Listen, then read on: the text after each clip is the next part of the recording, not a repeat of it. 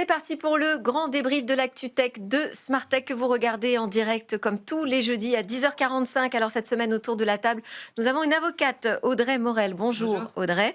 Imen Kabouya, partenaire chez Wavestone. Bonjour Imen. Bonjour. Vous êtes experte du cloud, de la data, de l'IA, je le rappelle. Et puis Julien Pillot aussi est avec nous. Bonjour Julien. Bonjour Delphine. Cher Julien, enseignant, chercheur en économie à l'INSEC, ça me fait plaisir de vous retrouver tous autour de la table. On va confronter nos points de vue aujourd'hui sur beaucoup de sujets comme d'habitude, mais en particulier la régulation numérique avec de vrais bras de fer en ce moment, hein, avec l'Union européenne confrontée à, on pourrait dire, X slash Elon Musk slash les États-Unis. On va parler évidemment de la pression que la France espère mettre au niveau européen sur les plateformes d'e-commerce. Et puis, on va s'intéresser à un guide d'implémentation des data centers en France qui a été publié par la Direction générale des entreprises. Tout ça, on donnera notre opinion, sortira nos cartons rouges, nos cartons verts pour dire ce qu'on en pense. Mais on commence avec une plateforme de confiance portable. Et pour lancer cette discussion, on est connecté avec Eric Haddad. Bonjour Eric.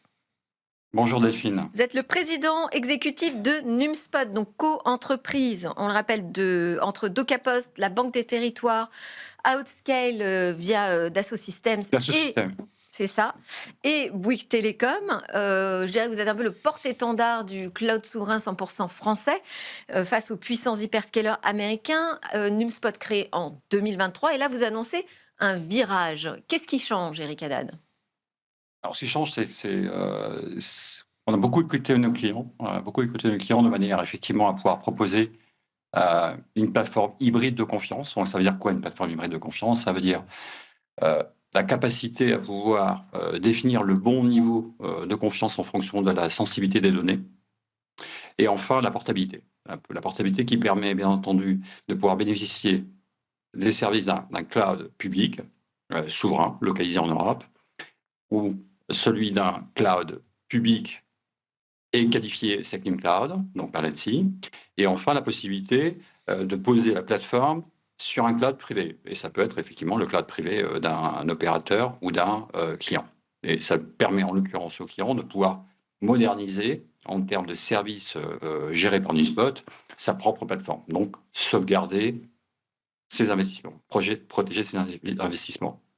Donc l'intérêt de tout ça aussi, c'est la possibilité d'accéder à l'innovation. Donc en toute confiance, avec un objectif de souveraineté, de résilience numérique, pouvoir effectivement articuler, accéder pour ses propres utilisateurs ou ses propres clients un certain nombre de sujets et de cas d'usage d'innovation. On parle beaucoup d'IA, data, et ça tourne effectivement beaucoup autour de ça. Mais historiquement, NumSpot était adossé à l'infrastructure cloud d'Outscale. Là, ça veut dire que quand on dit que c'est une infrastructure qui devient, enfin une solution, pardon, une plateforme qui devient portable, ça veut dire que vous pourriez être adossé à n'importe quelle infrastructure cloud et donc celle d'un hyperscaler américain. Alors, Pourquoi, nous sommes adossés. Oui, pourquoi faire pourquoi terminez faire votre ce question. choix? Alors, c'est le choix de la liberté, hein. C'est effectivement le choix de la liberté, le choix de l'hybridation. Les entreprises ont besoin de pouvoir créer de la coexistence entre leurs propres investissements et des investissements futurs. Donc, on est adossé à Outscale en termes de région souveraine, région 5 New Cloud, et le client a aussi la possibilité de pouvoir bénéficier des mêmes services managés, mais sur sa propre plateforme. Alors, effectivement, dans une logique européenne, parce qu'on ne raisonne pas français, mais sur une logique d'expansion européenne, on peut imaginer effectivement, et c'est notre ambition, de pouvoir adosser notre plateforme sur des infrastructures qui soient espagnoles, italiennes, allemandes, pour en citer trois, bien entendu, parmi les plus importantes. Donc c'est un choix en fait d'expansion, d'élargissement hein, pour vous de marché et de clientèle. Ça reste quand même NumSpot, l'objectif principal, c'est la question de la souveraineté. Cette souveraineté numérique, aujourd'hui, on entend beaucoup que finalement, ça peut pas être un argument suffisant vis-à-vis des clients, qu'ils ont voilà, des contraintes, des questions d'interopérabilité, de gestion de coûts. Enfin bon, c'est un peu plus complexe que ça. Et soit on arrive finalement avec des solutions souveraines qui sont aussi bonnes que celles des hyperscalers, et là, bah, j'entends beaucoup dire que c'est pas encore le cas et que ça va être compliqué. Soit j'ai l'impression qu'il faut accepter finalement de devenir un peu un complément sur certains services, sur certaines données, un complément des clouders américains. Alors, d'une façon générale, notre proposition, c'est d'être un complément et un ajout et non une substitution. Les clients ont fait des investissements, que ce soit avec des Américains ou avec d'autres acteurs, peu importe, l'idée, c'est effectivement d'apporter de la valeur supplémentaire. C'est pas de substituer ce qui a déjà été éprouvé, ça n'a aucun sens. L'objectif, c'est de pouvoir. Et quand vous regardez les usages aujourd'hui que les entreprises ont besoin, ce sont beaucoup des usages de type IA et data. Ça tourne beaucoup de ça, autour de ça. Et tous ces usages sont relativement nouveaux. Ils nécessitent des infrastructures très spécialisées. On parle de GPU. Et il faut pouvoir leur apporter, en termes d'infrastructure, en termes de services au-dessus, pour pouvoir gérer ce type d'infrastructure spécialisée, les bons outillages et un accès facile et liberté de choix. D'accord. Et c'est ça qu'on apporte en fait. Tous les services managés qu'on apporte au-dessus de la plateforme Newspot, qui est horizontale par rapport à l'univers qui est très verticalisé. Il faut savoir que l'écosystème en général qu'on appelle GAFAM est très verticalisé. En fait, vous achetez en fait une espèce de verticale de haut en bas. Et on en connaît les effets, puisqu'en fait, on se retrouve enfermé dans cette logique, que ce soit économiquement ou techniquement. Donc, nous, ce qu'on apporte, c'est plutôt une horizontalité. Donc, c'est pouvoir se positionner à côté, compléter et apporter un niveau de confiance que d'autres acteurs, peut-être, ne peuvent pas apporter. Ok, c'est intéressant de ce virage stratégique. Julien, une question pour Eric Haddad ou un commentaire? Bonjour Eric, un commentaire, oui, moi j'applaudis plutôt tout ce qui est fait autour de NewSpot. Je trouve qu'il y a vraiment des choses assez intéressantes qui sont faites, et notamment au niveau des certifications Second Cloud, auxquelles je suis assez attaché. Non, le point d'interrogation, c'est que structurellement, il y a toujours cette difficulté de transformer l'essai en réussissant à finalement capter plus de commandes publiques que ce n'est le cas actuellement, parce que c'est formidable de faire tout un tas de choses, de solutions de cloud souveraine. Si à la sortie, la commande publique continue à passer auprès d'hyperscalers américains, je ne vois pas trop ce qu'on y gagne. Et puis, attention... C'est une question pour Eric Haddad. C'est une question pour Eric Haddad, et puis peut-être une alerte également. À force d'être complémentaires, on risque aussi parfois de devenir une béquille. Et le fait de devenir une béquille nous met en position de faiblesse dans des jeux de négociation qui peuvent être d'ordre technologique ou industriel, et ne participe pas à une autre forme de souveraineté, qui est une forme de souveraineté qui n'est plus numérique, mais qui est une forme de souveraineté économique, voire éventuellement juridique. Donc vraiment faire attention à ce niveau-là, de ne pas se mettre dans des situations de dépendance, alors qu'on essaie aussi de construire une stratégie autour des clouds souverains pour regagner du pouvoir de négociation et du rapport de force avec les acteurs étrangers. Eric. Ce que je peux répondre, effectivement, moi je crois que, j'entends le sujet de la commande publique. À la fin, ce qu'il faut, c'est être bon, en fait. Et notre objectif, c'est d'avoir la bonne proposition de valeur. C'est ça qui fera la différence. On peut espérer des choses très fléchées, etc. Très, très bien, tant mieux. Et on les accueillera de façon favorable. Mais notre objectif, c'est d'être bon et d'avoir une approche singulière qui permet de nous différencier sur un marché qui est compétitif par nature. Complémentaire, pourquoi ça veut dire complémentaire? Pourquoi on dit complémentaire? Complémentaire, c'est pas une béquille. Complémentaire, c'est pour entrer dans le jeu. Il faut savoir que l'accélération en termes de marché aujourd'hui, c'est pas ce qu'on appelle du move to cloud. C'est pas vrai. Ça a eu été. Cette espèce de move to cloud, de switch entre guillemets de choses qui étaient sur site vers le cloud, sur des raisons de coût, des sujets de coût. Franchement, ça a eu été. C'est pas le sujet aujourd'hui. Le sujet, c'est les nouveaux usages. Et le business des entreprises ont besoin de nouveaux usages avec l'IA, et avec des sujets encore qui vont arriver, qui nous attendent. Donc c'est ces sujets en fait qu'il faut acquérir, et c'est sur ces sujets que NewSpot se positionne. Et l'accélération du marché va se faire. Et je suis absolument sûr, c'est ma conviction, j'ai 30 ans d'expérience sur le sujet, que l'avenir, il est sur ces nouveaux usages. Donc il ne faut pas rater ce virage. Donc nous, on se positionne sur ces nouveaux usages qui vont permettre effectivement aux entreprises d'acquérir nos innovations, sans compromis avec la confiance. Et c'est ça en fait l'approche singulière que nous on va porter. Imen, une question ou une réaction? Oui, tout à fait. Tout d'abord, je salue le changement de ligue d'une NewSpot, parce qu'on est passé quand même d'un fournisseur d'infrastructure à un fournisseur de services managés. Donc bravo, on l'attendait tous sur le marché. Et moi, je vois aussi d'autres vertus en fait à cette notion de portabilité et de multi-cloud. C'est que maintenant, on peut du coup instancier même un control plane commun sur à la fois des infrastructures sur site, sur n'importe quel cloud de confiance ou pas de confiance. Donc ça, c'est la clé de voûte de la résilience. Et ça permet aussi à des acteurs qui sont extrêmement éclatés d'avoir une homogénéité technologique. Donc au lieu d'avoir des infrastructures de briques et de broc, maintenant ils instancient quand même, ils peuvent instancier les mêmes technos, et donc ça contribue à leur efficacité opérationnelle. Et en plus, cerise sur le gâteau, c'est un facilitateur habilitateur pour tous les comptes qui ont des environnements à diffusion restreinte très très régulés ou des systèmes de ce qu'on appelle des SIV. SI d'importance vitale. Aujourd'hui, avant, ils ne pouvaient pas faire de cloud. Même si l'ANSSI avait du coup facilité les choses en juillet dernier. Maintenant, grâce à cette plateforme, on peut ouvrir l'usage du cloud pour ces SI. Donc bravo, c'est une très bonne nouvelle. Ma question pour Eric Haddad est la suivante. Vous avez parlé de nouveaux usages, c'est très bien, tout le monde l'attend.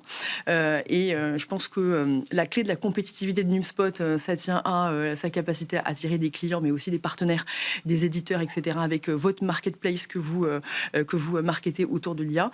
Ma question pour vous est la suivante. Quelle est aujourd'hui votre roadmap autour de l'IA? Vous parlez de IA, LLM as a service, de RAG as a service, de marketplace de plus en plus riche. Est-ce que vous pouvez nous en dire un peu plus? Et est-ce qu'on peut prendre une deuxième question en même temps, comme ça, parce que je vois le temps qui file? Oui. Alors moi, effectivement, pour rebondir sur ce que dit Imen, moi, j'ai le premier point positif quand même, c'est que vous parlez de commande publique. Moi, je pense que cette plateforme va être hyper rassurant et un vecteur d'accélérateur justement pour les acteurs publics. Parce qu'on est sur une plateforme construite, alors certes par 4 actionnaires privés, 100% français, hébergée sur les infrastructures françaises. Et donc, par conséquent, par rapport à la plateforme... non, c'est la Banque des Territoires... C'est quand même...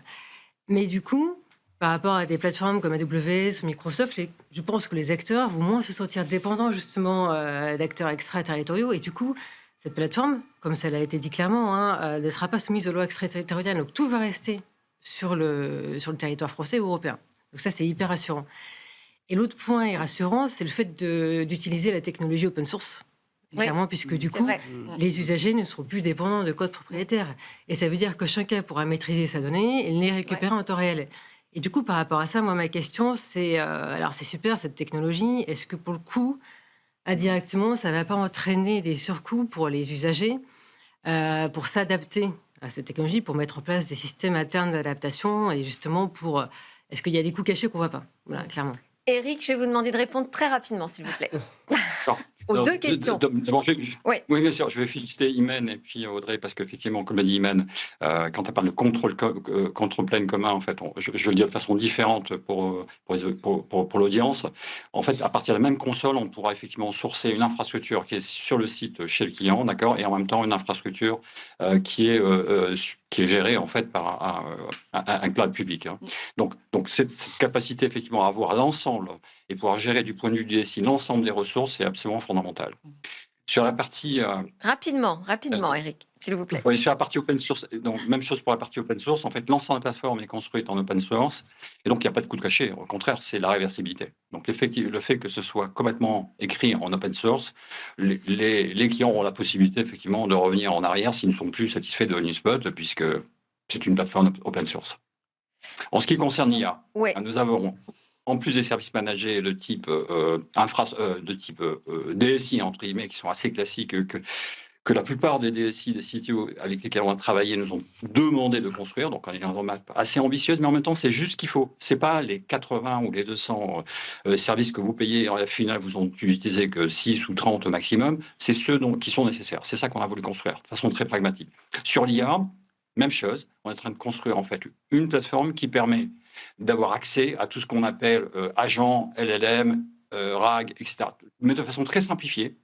Ces choses sont très compliquées de pouvoir mettre en œuvre. On fait en sorte que ce soit très facile d'accès. Et le principal pour ces services, c'est qu'ils soient souverains. Donc on fait en sorte que l'ensemble de ces modèles soient européens ou open source et mis à disposition des utilisateurs, des clients, de façon à ce que ce soit réalisable en mode confiance. Donc, merci beaucoup. Et résiliente. Merci Eric Haddad. Je rappelle que vous êtes le président exécutif de NumSpot. Vous avez quand même passé 10 ans au développement de Google Cloud, notamment en Europe et en France. Donc on espère que vous avez utilisé les bonnes mêmes recettes pour devenir un hyperscaler. On enchaîne, merci beaucoup. On enchaîne, nous, avec nos autres sujets. On va parler régulation numérique. Je vous ai... parler de cette séquence bras de fer en introduction. On commence avec la pression que la France espère porter sur les plateformes d'e-commerce au niveau européen. Ce lundi même, le 8 décembre, il y a 8 pays qui ont fait parvenir un petit courrier à la Commission européenne pour l'interpeller sur l'application du droit et puis sur une lutte plus efficace contre les risques liés à ces plateformes. C'est la France qui est quand même à l'initiative, faut signaler, et en particulier le ministre des PME, du commerce, de l'artisanat et du tourisme et du pouvoir d'achat qui avait organisé une grande visio comme ça avec les commissaires européens du commerce. Est-ce que ça vous semble un effet de manche ou un réveil nécessaire? Qui veut commencer? Allez, Julien. Allez, on va dire un réveil nécessaire, quoique tardif, et encore un petit peu timide. Voilà, pour D'accord. synthétiser la pensée. Réveil nécessaire, oui. Réveil, à mon avis, qui va au-delà des mots, parce qu'on a des actes, on a des sanctions quand même qui commencent à tomber. Ça s'inscrit aussi dans un contexte où il y a un changement de ton dans les relations diplomatiques. On a entendu les mots du président de la République lors de son voyage en Chine. On a vu aussi les mots d'Ursula von der Leyen très récemment vis-à-vis des ingérences américaines, notamment vis-à-vis des affaires technologiques américaines en Europe. Donc il y a un changement de ton. On attend maintenant des actes un peu plus coordonnés au niveau européen, peut-être une politique industrielle coordonnée au niveau européen de façon à pouvoir faire émerger des champions européens, peut-être fermer un peu plus nos marchés qui ne le sont aujourd'hui, peut-être réserver la commande publique un peu plus à des acteurs français et ou européens, et puis des sanctions qui soient un peu plus dissuasives et un peu plus certaines dans leur application qu'elles ne le sont aujourd'hui. La question, c'est quel type de plateforme? Comment est-ce qu'on définit qui on sanctionne, qui on ne sanctionne pas? Est-ce qu'on se dit, finalement, si c'est pas européen, on est plus sévère que si c'est européen, par exemple? Je pense qu'il faut l'Europe, elle régule pas pour le plaisir de réguler, elle régule, un, pour protéger, et deux, pour rester compétitive. Donc, on a tout l'arsenal juridique, c'est une bonne nouvelle. Moi, mon inquiétude, c'est sur la rapidité d'exécution. On va parler de X tout à l'heure. La procédure a duré 2 ans. 2 ans pour appliquer le loi sur lequel on est légitime, c'est absolument inacceptable. Donc ça, c'est le premier point. Le deuxième point, autour de la résilience que vous avez souligné, effectivement, il faut transformer cette force régulatrice en environnement compétitif. Ouais. On n'y est pas encore. Il faut absolument créer les bonnes conditions pour faire émerger des champions. On n'y est pas encore. On a des sujets de simplification administrative, des sujets de fiscalité, des sujets de fléchage de la commande publique. Voilà, c'est un parcours du combattant. Et dans toutes les initiatives qu'on mène pour faire émerger des champions, on parle beaucoup de solutions pour les entreprises, mais on abandonne un petit peu le grand public. C'est-à-dire qu'en fait, rien ne va contribuer à créer la plateforme X européenne. Alors, je sais que c'était une initiative en particulier de Serge Papin, du ministre. Je voulais vous faire vous engager, me dire carton rouge ou carton vert sur cette action. Est-ce que ça vous semble nécessaire, auquel cas c'est carton vert, ou est-ce que ça vous semble être un effet de manche, auquel cas c'est carton rouge? Moi, je suis rouge, clairement, et vous êtes tous verts. Ok, bon, moi je me dis, on a effectivement les règles déjà, il suffit de les appliquer. Est-ce qu'on a besoin d'en surrajouter? Pour moi, c'est de la communication, mais je demande qu'à être convaincu de l'inverse, bien sûr. Alors, il y a cet autre bras de fer, c'est celui entre X et l'Union européenne. Alors, on va peut-être faire un petit résumé de ce qui s'est passé. Allez, petit résumé. Donc, vendredi 5 décembre, c'est l'Union européenne qui condamne la plateforme X à payer 120 millions d'euros d'amende pour non-respect du DSA, donc le règlement sur les services numériques. Plusieurs infractions sont signalées. Il faut quand même préciser que X avait été notifié de son problème de mise en conformité depuis déjà juillet 2024, que rien ne s'est passé. Bon, donc amende, réaction d'Elon Musk hyper virulente, bien évidemment. Je ne sais pas si on a son tweet, mais en tout cas, lui, il l'a épinglé sur sa page, sur son compte Twitter. L'Union européenne devrait être abolie. Allez, hop, c'est parti. Voilà, et j'en passe et des meilleurs. Et c'est devenu finalement presque un bras de fer entre l'Union européenne et les États-Unis, cette affaire. Où les États-Unis mélangent un petit peu tout. Quelle est votre interprétation de ce sujet? Est-ce que l'Europe peut tenir bon?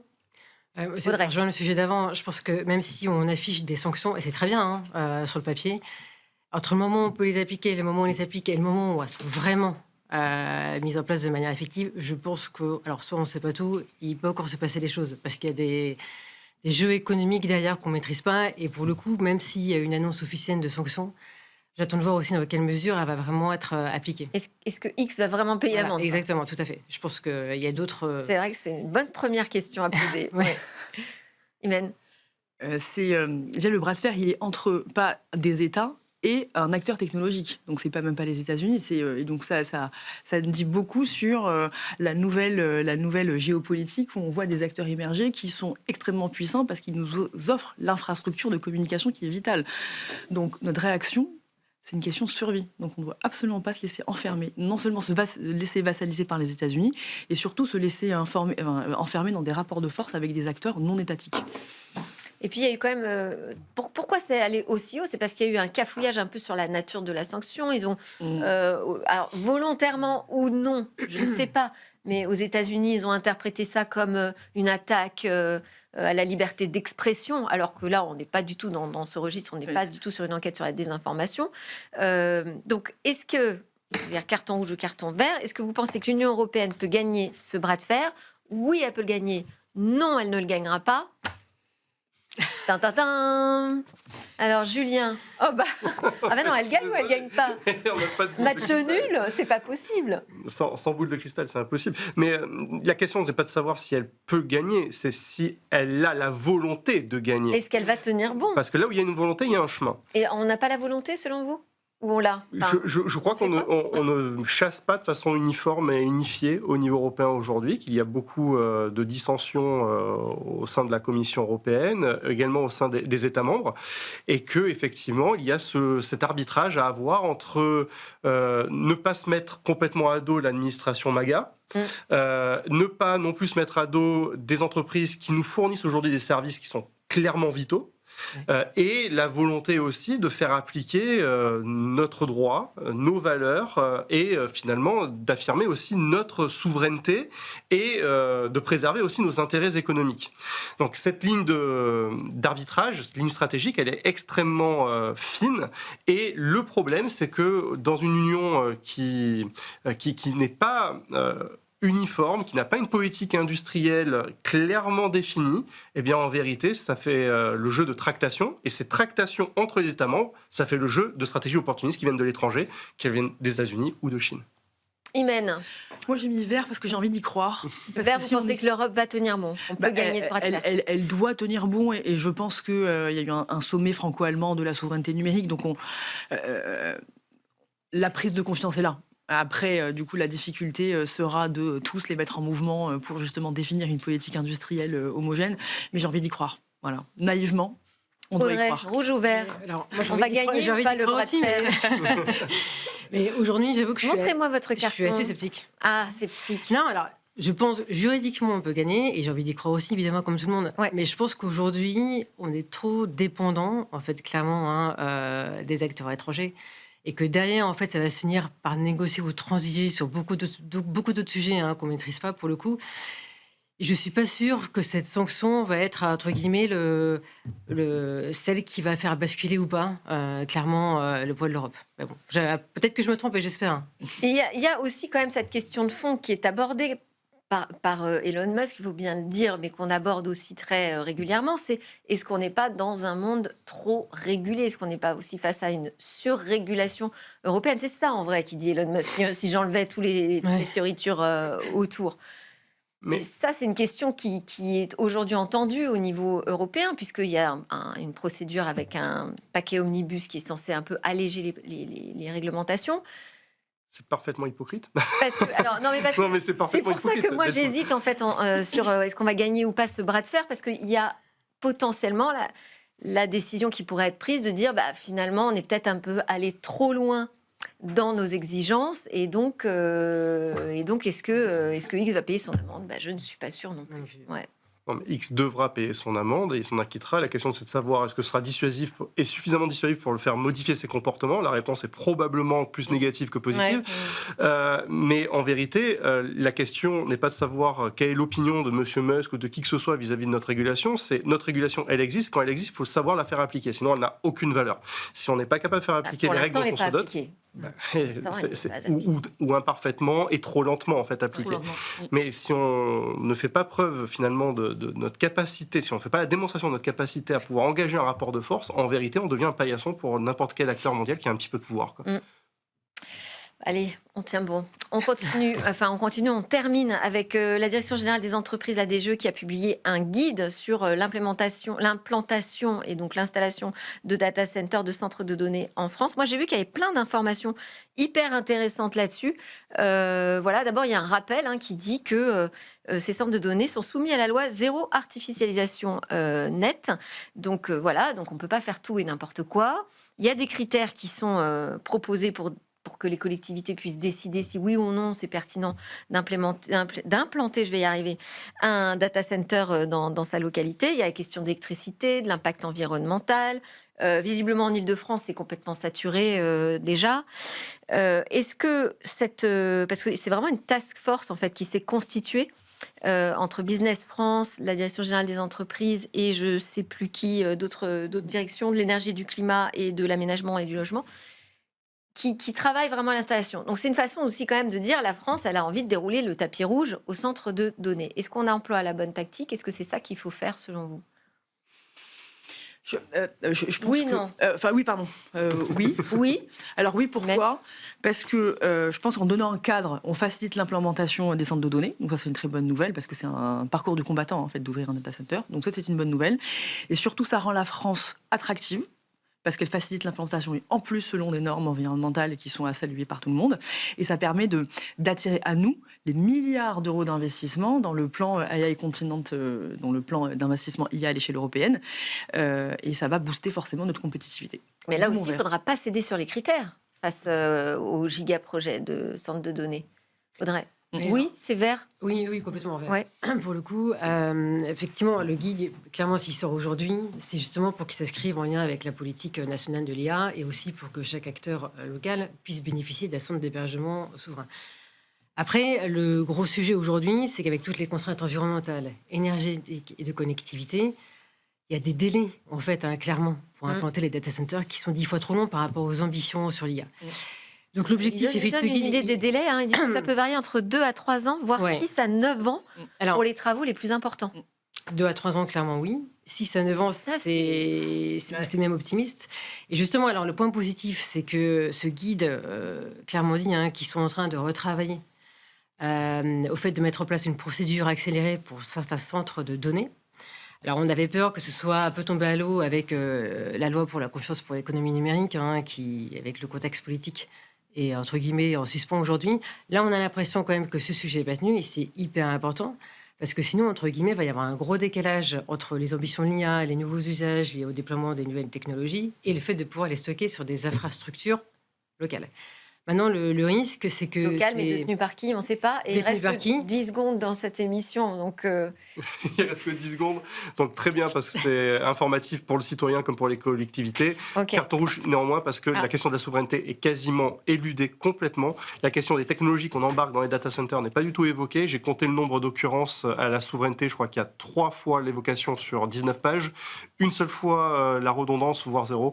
Donc, il y a encore du travail. Carton rouge, carton vert. Carton vert parce que c'est bien si on commence à fixer des règles. On en a besoin et puis il faut guider quand même les personnes sur place, les collectivités. Merci beaucoup. Maître Audrey Morel, Imen Kabouya de Wavestone, Julien Pillot de l'INSEC. Merci aux équipes de Bismart pour la réalisation de cette émission. À Émilie pour la préparation avec moi. Et j'étais très heureuse de vous la proposer, de vous la présenter, cette émission Smart Tech. On se retrouve à 10h45 jeudi prochain en direct.